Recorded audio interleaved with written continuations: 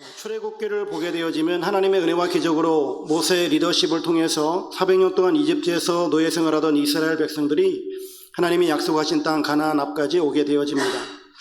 하지만 애굽에서 나온 1세대 출애굽 백성들은 하나님께서 가나안 땅을 주시겠다라고 하는 약속의 말씀을 들었고 또 그 말씀을 믿었겠죠. 그리고 수많은 하나님의 놀라운 기적과 능력들을 체험했습니다. 그리고 그들이 가데스 바네아에서 정탐꾼을 보내서 그 가나안 땅을 정탐하고 난 후 10명의 정탐꾼들이 하는 이야기들, 그러니까 가나안 족속들과 싸워서 이길 수 없다라고 하는 그런 이야기들을 들었을 때에 지금까지 하나님의 은혜와 사랑 그리고 지금까지 놀랍게 역사하셨던 그 모든 것들을 다 망각한 채 불신앙의 모습을 보이게 되어지죠. 그로 인해서 그들은 가나안 땅에 들어가지 못하게 되어집니다. 그들은 하나님의 약속을 받았습니다. 가나안 땅에 들어가리라는 약속을 받았어요. 그런데 가나안 땅을 차지하지 못합니다. 왜 그럴까요? 하나님의 약속을 받았으면 하나님이 말씀하셨으니 그 말씀은 반드시 이루어질 텐데 왜 그 말씀이 이루어지지 못하는 결과가 일어났느냐라고 하는 거예요. 여기에는 중요한 하나님의 법칙이 있습니다. 히브리서 4장 2절 말씀에 보면 그들과 같이 우리도 복음 전함을 받은 자이나 들은 바 그 말씀이 그들에게 유익하지 못한 것은 듣는 자가 믿음과 결부시키지 아니함이라 라고 말씀하세요. 하나님의 약속이 주어졌습니다. 그 말씀을 내가 아멘 했습니다.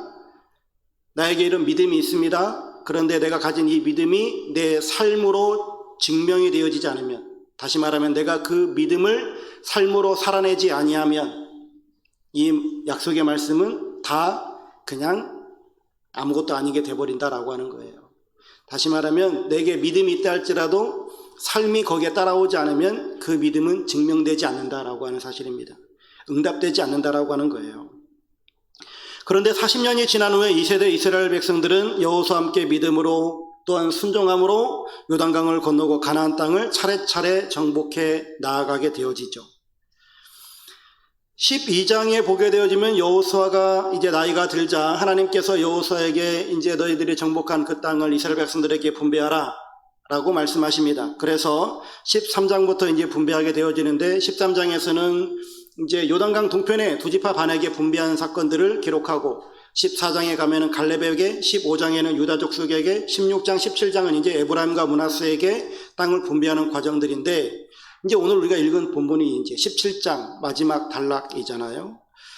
16장, 17장을 읽어보면 에브라임, 므낫세, 즉 요셉 자손들이 가나안 땅 분배받는 말씀이 나오는데 이 말씀은 단순히 땅 분배를 넘어서서 수백 년 전 야곱이 요셉에게 축복했던 그 말씀이 실제적으로 어떻게 이루어지는가라고 하는 것을 보여주는 본문이에요. 그래서 먼저 생각해 볼 수 있는 것은 하나님은 우리에게 풍성한 기업을 주신다라고 하는 겁니다. 사진 하나 보시겠습니다. 먼저 에브라임 지파가 받은 땅이 가나안에서도 가장 비옥하고 전략적인 위치였음을 보여줍니다. 요단강에서 시작해서 베델 산지를 지나서 지중해까지 이어지는 이 영토는 무역로의 중심지였을 뿐만 아니라 풍부한 수원과 기름진 평야를 품고 있어요. 저 에브라임 저 가운데 있는 부분입니다. 사실 에브라임이 받은 이 풍성한 기업은 창세기 49장에서 야곱이 임종시에 요셉에게 요셉은 무성한 가지 곧 셈 곁에 무성한 가지라 그 가지가 담을 넘었도다 라고 예언했던 그 축복이 성취된 겁니다. 그리고 요셉 자손 중 므낫세 지파에게 할당된 기업을 보십시오. 므낫세 지파가 가운데 근거져 있는 데가 요단강이고 그 오른편이 이제 맨 위에 부분에 나와 있는 곳이 므낫세 땅이잖아요. 엄청 넓습니다. 요단 서편에도 보게 되어지면 그 므낫세 땅이 유다 밑에 있는 그 유다를 제외하고는 제일 넓어요. 시므온이 되게 크게 나왔는데 사실 시므온은 저렇게 크지는 않습니다. 그냥 유다 땅에 시므온이 나중에 그냥 조금 얹혀 사는 정도이지 저렇게 크지는 않고요. 므낫세가 유다 다음으로 엄청나게 큰 땅을 가지고 있어요. 다시 말하면 므낫세라고 하는 이 지파가 받은 땅은요, 요단 서편, 요단 동편을 합쳐버리면 이스라엘 전체 영토에서 제일 커요. 유다보다도 더 큰 영토예요. 그리고 므낫세, 에브라임 두 개를 합치면 거의 이스라엘의 절반을 차지해요. 그만큼 큰 영토예요. 이렇게 많은 큰 땅을 받았는데 이들이 정말 하나님께 감사해야 될 것 아니겠습니까? 오늘 그런데 우리가 좀 아까 성경 읽었잖아요. 왜 우리한테 이거밖에 안 줍니까? 이러고 있잖아요. 네, 이런 내용들을 우리가 좀 살펴보려고 합니다. 하나님은 야곱을 통해서 약속하셨던 말씀을 신실하게 이루셨습니다. 그러면 하나님의 그 축복을 받은 이 야곱 족속, 요셉 족속, 즉 에브라임과 므낫세는 하나님의 말씀을 얼마만큼 순종했는가, 이것도 우리가 좀 살펴봐야 되잖아요.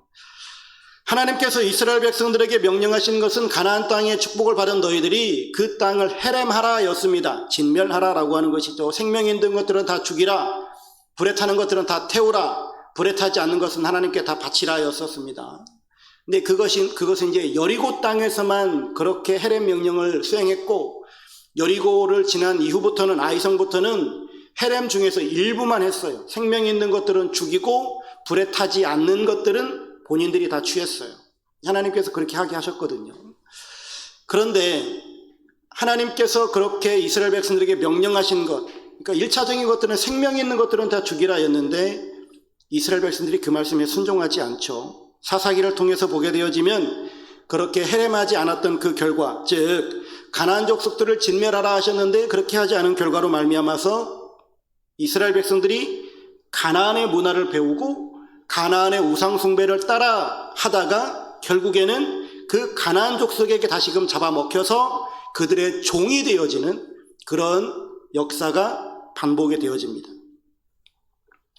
하나님의 축복을 받아서 가나안 땅에 들어왔지만 오히려 그 땅에서 노예와 종이 되어져서 살아가게 되어지더라라고 하는 거예요.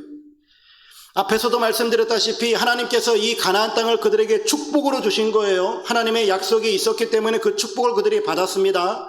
그리고 실제적으로 그 축복을 한때 누렸습니다. 그런데 하나님의 그 약속하신 말씀들을 온전히 신뢰하지 못하고 온전히 신실하게 살아내지 못하니까 결국에는 그 땅에게 잡아먹히는, 다시 말하면 믿음이 삶과 완전히 결부되지 않으니까 결국은 하나님의 그 축복이 오히려 나중에는 복이 되지 못하고 오히려 저주가 되어지는 이런 일들이 발생하더라라고 하는 거예요. 하나님의 약속이 있고 그 약속을 믿는다 할지라도 삶에서 믿음과 결부된 삶이 되지 못하면 열매를 맺을 수 없음을 여실히 보여주고 있습니다. 그러면 우리가 하나님의 약속하신 그 복을 받아 누리기 위해서는 어떻게 되느냐, 이런 사건들을 바라보면서 생각해 볼 수 있는 것 두 가지인데요. 하나는 하나님께 온전히 순종해야 되겠구나 라고 하는 것을 생각할 수 있겠죠. 그런데 순종은 믿음에서 나옵니다. 순종이라고 하는 것은 내 생각, 내 판단, 내 결정을 하나님의 뜻, 하나님의 말씀, 하나님의 명령 앞에 내려놓는 것이잖아요.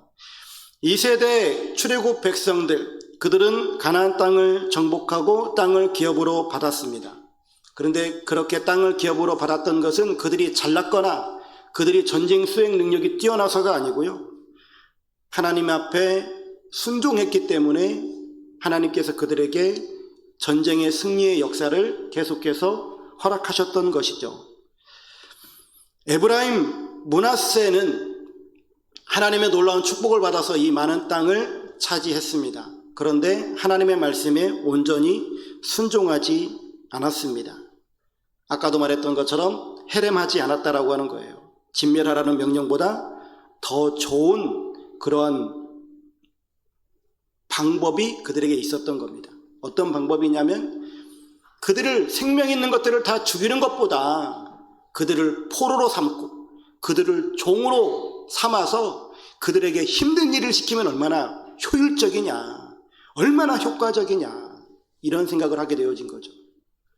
우리는 얼마나 효율적이냐, 얼마나 논리적이냐, 얼마나 나에게 이익이냐, 이런 거 참 좋아하잖아요. 많이 따지잖아요.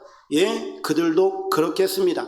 하나님의 말씀이 있음에도 불구하고 하나님의 말씀보다 얼마나 더 효율적이냐, 이게 나에게 이익이 되느냐라고 하는 것들을 판단해서 그 선택을 했다라고 하는 거예요.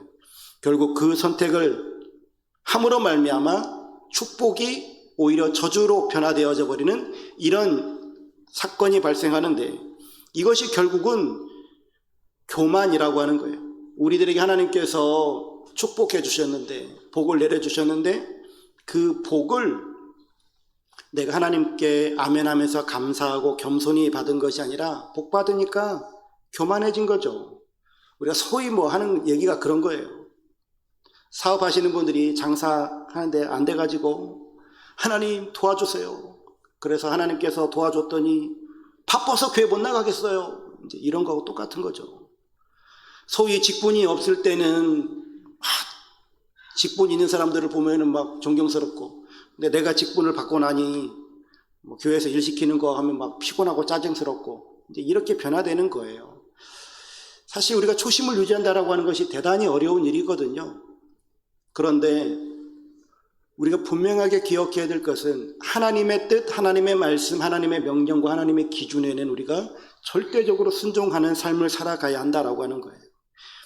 절대적으로 내 생각이 하나님보다 나을 수 없어요. 내가 아무리 계산하고 내게 아무리 이익이 되는 일이 있다 할지라도 그것이 하나님의 명령에 부합하지 않는다면 그 일은 절대적으로 해서는 안 된다라고 하는 겁니다. 여러분, 우리가 정말 붙잡아야 될 것은 하나님이 무엇이라고 명령하셨는가, 하나님의 말씀에 무엇이라 기록되었는가, 이거예요. 그런데 하나님의 말씀에 순종하는 것이 결코 쉬운 문제는 아닙니다. 왜냐하면 내 기준과 내 생각과 다를 때가 너무나 많기 때문이에요. 이 시대에 우리가 잘못된 신앙생활을 하는 이유는 뭐냐면, 이 시대 사람들이 내가 이해되고 내 생각과 맞고 내가 할 수 있는 것만 순종하려고 하기 때문에 그래요. 내가 이해되고 내가 할 수 있는 것만 순종한다면 사실 그게 순종이겠습니까? 또 제 입장 아시잖아요. 내가 그럴 수 있는 상황이 아니잖아요. 뭐 이런 말을 한다는 것, 이것 자체가 하나님 앞에 참 불손한 태도인 것이죠. 우리가 하나님을 주님, 주여, 나의 왕, 그렇게 표현하기도 합니다. 머리로는 내 삶의 주인이고 왕이라고 하는데, 정말 주인 되신 하나님의 뜻, 하나님의 말씀, 하나님의 명령과 기준에 부합한 삶을 살아가고 있는가, 우리 자신을 좀 점검해 보았으면 좋겠습니다. 두 번째는요, 선택의 기로에서 하나님을 기쁘시게 하는 선택을 해야 한다라고 하는 것이죠. 온전히 멸하라, 헤렘하라는 하나님의 명령을 불순종한 이유가 조금 더 잘 먹고 잘 살기 위해서예요. 유다 지파도 그랬고 에브라임 므낫세 지파도 한결같이 그랬어요. 그렇게 하나님 말씀대로 살아가는 것은 모세와 여호수아나 할 수 있는 거지. 하나님 말씀대로 살아가는 건 목사님이나 그렇게 하는 거지. 뭐 우리 같은 평신도가 이렇게 그냥 퉁치는 것이죠. 이스라엘 백성들이 가나안 땅에 들어가 가지고 하나님의 명령을 온전히 수행하지 않습니다. 아까도 이야기했던 것처럼 헤렘하는 것, 진멸하는 것보다는 그들을 노예로, 그들을 종으로, 포로로 삼는 것이 훨씬 더 이익이라고 생각을 한 거예요. 다시 말하면 경제적 이익을 위해서 영적 손실을 감수한 거예요. 경제적 이익과 영적인 손실을 맞바꾼 거예요. 경제적인 이익은 눈에 보이는 거고 영적인 손실은 눈에 안 보여요. 지금 안 보이거든요. 그러니까 맞바꿔도 지금 내가 이익이라고 생각하지 손해라고 하는 생각이 전혀 없어요. 왜냐하면 눈에 안 보이는 거기 때문에. 그냥 하나 정도 타협한 거예요. 그냥 조금 문 열어놓은 거예요. 제가 예전에 우리 중고등부 애들한테 그런 이야기도 했고 우리 교회에서도 설명을 했었는데, 술에 관해서 얘기할 때 술은 죄가 아닙니다. 술 마시는 것 자체가 그걸 가지고 비판하고 기독교 신앙 안에서 정죄하는 그런 것은 사실 옳은 태도는 아니고, 술 먹는 게 술이 목구멍으로 넘어가는 것을 쳐다보지도 말라라고 할 정도로 술을 경계시하지만, 그러나 그 문화 자체가, 그 땅 문화 자체가 술을 죄악시하지는 않는 문화잖아요. 그래서 사실 술은 죄가 아니에요. 그런데 술이라고 하는 그 문을 살짝 조금만 열어놓으면 그 문을 통해서 조금씩 이제 죄가 침투해 들어오는 것이죠. 그래서 침탈을 당해요. 내 영적인 손실이 이제 처음에는 그냥 그럴 수 있지만 나중에는 많은 것들을 내가 내놓아야만 하는 이런 일들이 발생할 수 있기 때문에 애초에 죄는 근절하는 것이 옳은 태도입니다. 우리가 하나님의 뜻을 이루어가고 하나님의 말씀대로 살아가려고 하는 것들 가운데 내가 조금 허락해 놓는 것들, 내가 조금 양보하는 것들이 있을 수 있어요. 그런데 그 조금 양보하는 그것이 왜 그러할까? 그러니까 내 경제적인 내게 이익이 되기 때문에 조금 양보하는 걸 거예요. 나한테 손해가 된다면 그렇게 할 수 없겠죠. 나에게 이익이 되기 때문에 그러한 일들을 하는데 결국 그것 때문에 우리가 나중에는 거기에 노예가 되는 경우들이 많아요. 우리가 돈의 노예가 되어지고 시간의 노예가 되어지고 일의 노예가 되어지는 것들이 그런 일들이 발생하는 것이죠. 작은 죄를 용납하게 되지만 결국에는 큰 시험으로 우리들에게 찾아온다라고 하는 겁니다. 그래서 우리는 선택의 기로에 있을 때에 정말 하나님을 기쁘시게 하는 선택이 무엇일까를 반드시 물어야만 합니다. 그리고 그 선택을 해야 한다라고 하는 것이죠. 그리고 크게 두 번째로 축복이 불평으로 변할 때인데 여호수아가 이제 제비를 뽑아서 각 지파에게 땅을 분배하잖아요. 요셉 족속, 즉 에브라임과 므낫세 지파에게도 땅을 이렇게 분배했습니다. 사진을 다시 보시면 이들에게 준 땅이 엄청나게 넓잖아요. 엄청나게 큰 땅을 지금 주었단 말이죠. 그러니까 므낫세 지파에게는 엄청나게 큰 땅을 주었어요. 에브라임 지파에게는 가장 옥토를 주었어요. 가장 좋은 땅을 주었어요. 그럼에도 불구하고 이 두 지파가 지금 불평하고 있잖아요. 민수기에 보면 이 두 지파의 인원수를 생겨 있거든요. 그러니까 민수기에 인원 파악을 두 번 해요. 인원 파악을 두 번 하는데 26장에 이제 두 번째 파악한 게 있는데 그 다음 슬라이드를 보시면 인원 파악해 놓은 게 적어 놓은 게 있는데 저기 유다 지파를 보게 되어지면 제일 많죠. 숫자가 제일 많아요. 76,500명. 그 다음에 에브라임을 보면 에브라임 므낫세 색깔 칠해놨었으니까 눈에 확 띄실 겁니다. 에브라임 32,500명, 므낫세 52,700명. 이렇게 인원 파악이 되어졌어요.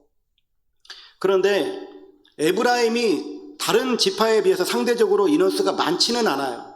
그럼에도 불구하고 엄청 큰 땅을 받았죠. 그리고 정말 옥토를 받았잖아요.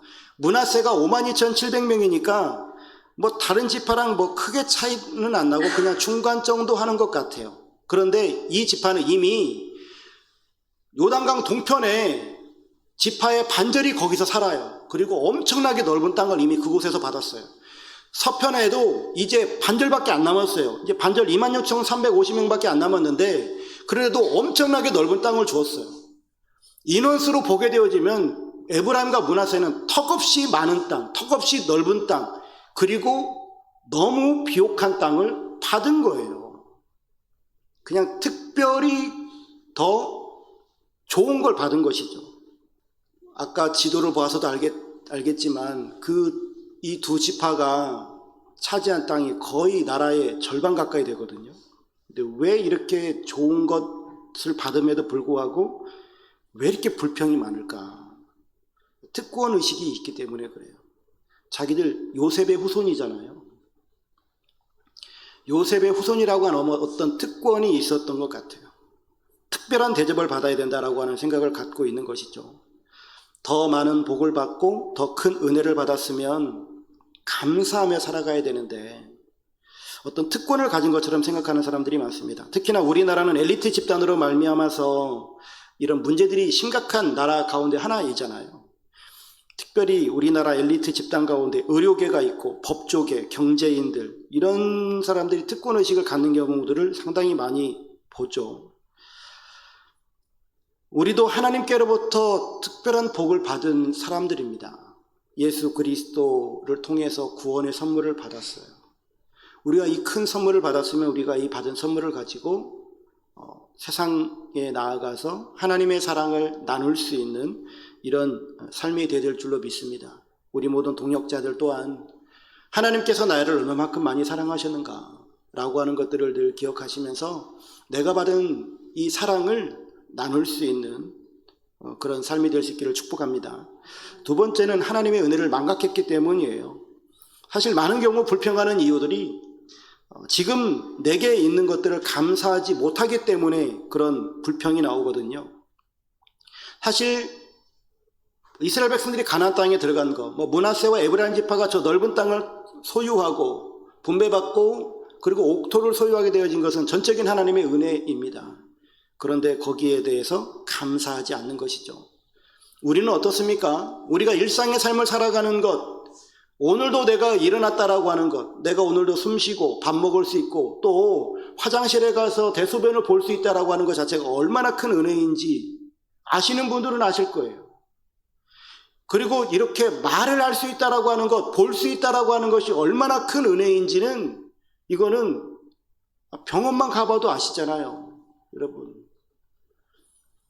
이 일상을 우리가 살아갈 수 있다라고 하는 것 자체가 얼마나 큰 은혜를 우리들에게 하나님께서 베풀어 주셨는가. 거기에 대해 더해서 우리들에게 영생의 소망을 주시고 예수 그리스도와 동행할 수 있는 이 놀라운 축복을 주셨다라고 하는 것은 말도 못하는 큰 복이에요.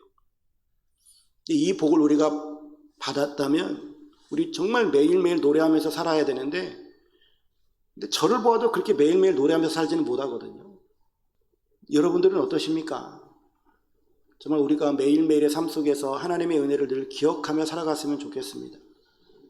나에게 베푸신 은혜, 뭐 다른 거 생각하지 말고 오늘 내가 지금 일상을 살고 있다면 그것만큼 큰 복이 없는 것이죠. 여러분, 불평은 하나님의 축복을 다 빼앗기는 원인이 되어집니다. 감사하지 못하면 행복한 일상을 살아갈 수가 없어요. 늘 감사할 수 있기를 축복합니다. 세 번째 우리가 가져야 될 마음이 있는데요, 개척정신이에요. 하나님의 사람 여호수아는 이렇게 투덜거리면서 원망과 불평하고 있는 이 에브라임과 므낫세 지파에게 말합니다. 15절에 보게 되어지면 여호수아가 말합니다. 에브라임 삼지가 좁으면 브리스 족속과 르바임 족속의 땅 삼림에 올라가서 스스로 개척하라. 여기에 대해서 이제 에브라임과 므낫세가 말하죠. 모든 가나안 족속에게는 철병가가 있나이다. 여호수아가 또 말합니다. 그 산지도 내 것이 되리니 비록 삼림이라도 네가 개척하라. 그 끝까지 내 것이 되리라. 가나안 족속이 비록 철병거를 가졌고 강할지라도 네가 능히 그를 쫓아내리라 라고 말합니다. 스스로 개척하라 라고 말하고 있어요. 개척정신, 이게 필요하다라고 하는 것이죠. 청교도도 마찬가지였고 사도들도 마찬가지였고 우리들에게 정말로 필요한 것이 바로 이 개척정신인 것 같습니다. 꿈과 비전 중요합니다. 그런데 꿈과 비전을 가지고 있다고 해서 그것을 다 이룰 수는 없습니다. 꿈과 비전을 가진 사람이 반드시 치러야 될 것이 대가라고 하는 거예요. 여러분, 공부하는 학생이 상위 성적을 받기 위해서는 가위바위보를 따먹을 수 없는 겁니다. 공부하는 학생은 열심히 수고하고 노력하는 그 노력이 필요한 거예요. 대가를 치르는 사람, 그 사람만이 하나님의 복을 받아 누릴 수 있습니다.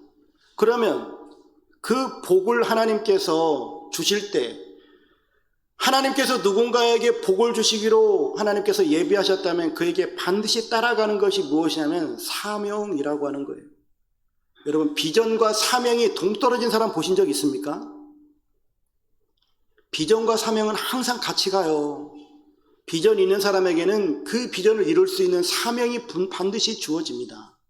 그 사명을 반드시 완수하는 사람에게는 그 비전이 이루어집니다. 다시 말하면 하나님의 축복이 이루어진다라고 하는 거예요. 그래서 하나님의 복은 반드시 사명을 감당하는 사람에게 주어진다라고 하는 사실이에요. 사명을 감당하지 않는 사람은 축복을 받을 수가 없다라고 하는 말과도 같아요.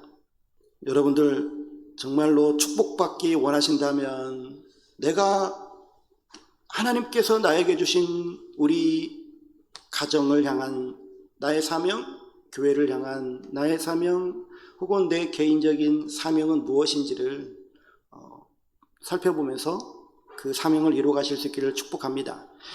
저는 2025년을 시작하면서 성령의 능력으로 부흥하는 교회라고 하는 주제를 놓고 기도하면서 우리 교회 모든 성도들이 부흥의 원년이 되기를 소망하고 또한 하나님께서 이루실 줄로 확신합니다. 부흥이라고 하는 것은 살다, 살아있다라고 하는 의미인데 이 부흥은 성령의 능력으로 임합니다. 여러분들의 삶과 가정이 성령의 능력으로 다시금 일어서고 살아날 수 있기를 주 이름으로 축원합니다. 여러분들의 자녀들이 세상을 살리고 세워나갈 수 있는 귀한 사람들로 세워지기를 축복합니다. 여러분들의 가정과 또한 여러분들의 일상이 하나님의 능력 안에서 세워지기를 주의 이름으로 축원합니다.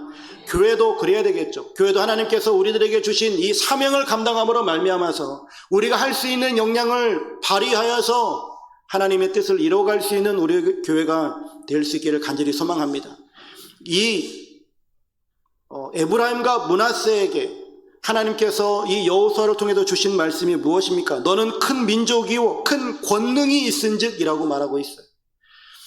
이 지파에게, 즉 에브라임과 므낫세, 다시 말하면 이스라엘 백성들에게, 우리들에게는 이미 큰 권능이 있다라고 말씀하고 있다라고 하는 사실입니다. 여러분, 하나님께서 이스라엘 백성들을 가나안 땅에 정착시킬 때에 이스라엘 백성들이 어떤 능력이 있어가지고 그 땅을 차지했던 것이 아니라 철병거가 있는 그들을 대항해서 싸움에도 불구하고 하나님의 권능으로 그들을 이기게 하셨다라고 하는 거예요. 하나님의 권능으로 그들을 이기셨는데 그들이 가지고 있는 그런 자기가 가지고 있는 달란트들을 쓰셨죠. 하나님 앞에 온전히 순종하는 믿음으로 그들을 이기게 하셨습니다. 하나님께서 우리들에게도 권능을 주시고 우리가 세상을 살아갈 때 승리하는 그리스도인으로 살게 하실 터인데 여러분들이 가지고 계시는 그런 권세와 능력, 여러분들 기도하는 능력이 있고 믿음의 능력이 있고 또 여러분들이 말할 수 있는 능력이 있고 여러분들이 가지고 있는 물질의 능력이 있을 터인데 생각만 하지 마시고 기도하십시오. 하나님 앞에 여러분들이 가지고 있는 꿈과 비전을 가지고 기도하세요. 하나님께서 그 기도에 응답하실 줄로 믿습니다. 누차 반복해서 말씀하시지만 여러분들에게 기도할 마음이 생겼다라고 하는 것, 또 좀 더 앞으로 가면 여러분들이 어떤 소망과 비전이 있다라고 하는 것은 하나님께서 우리에게 소원을 두고 행하시기 때문에 하나님께서 그것을 이루시고 싶어 하셔서 여러분들에게 소원과 비전을 주시는 거예요. 소원과 비전을 여러분들이 가지고 계셨다면 그것을 가지고 하나님 앞에 아뢰십시오. 그러면 하나님께서 그 비전과 그 꿈을 반드시 응답하실 줄로 믿습니다.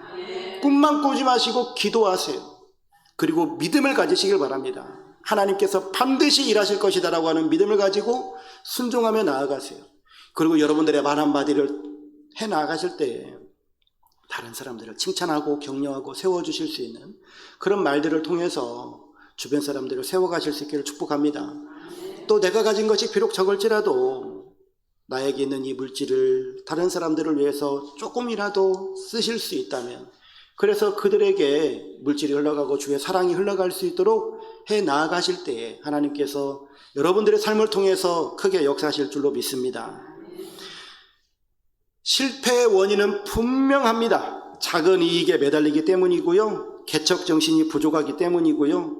주신 능력과 은사를 사용하지 않기 때문에 그래요. 하나님을 믿고 하나님 앞에 나아가시면 여러분들 반드시 하나님께서 축복하실 줄로 믿습니다.